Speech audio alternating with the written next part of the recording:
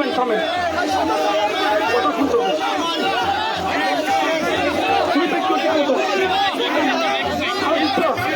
আরো দিচ্ছা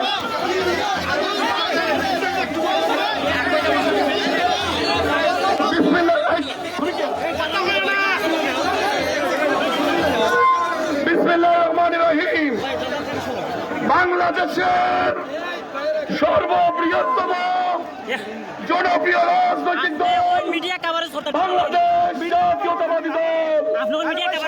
আমরা এটা মুখে বলি না, আমরা বারবার কর্ম দ্বারা প্রমাণ করেছি।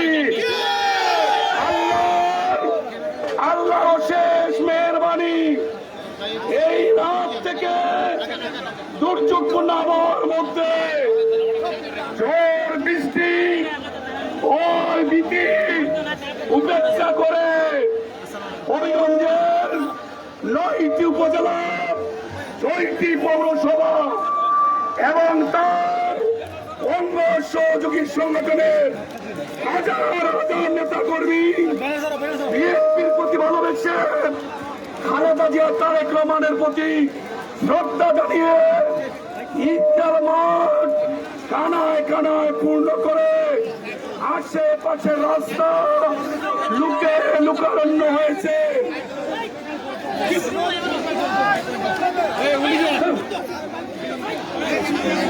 আমরা সবাই এই সাফল্যের অংশীদার। বিএনপিতে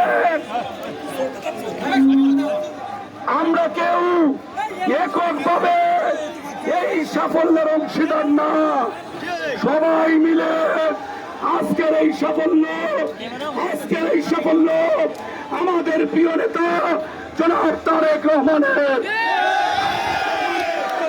নির্দেশে ঝড় বৃষ্টি উপেক্ষা করে আজকের এই বিজয় র্যালি হবিগঞ্জের ঐতিহাসিক র্যালি হিসেবে চিহ্নিত হবে ইনশাআল্লাহ। কোন ব্যক্তির স্লোগান হবে না, কোন ব্যক্তির ছবি আমরা গ্রহণ করব না।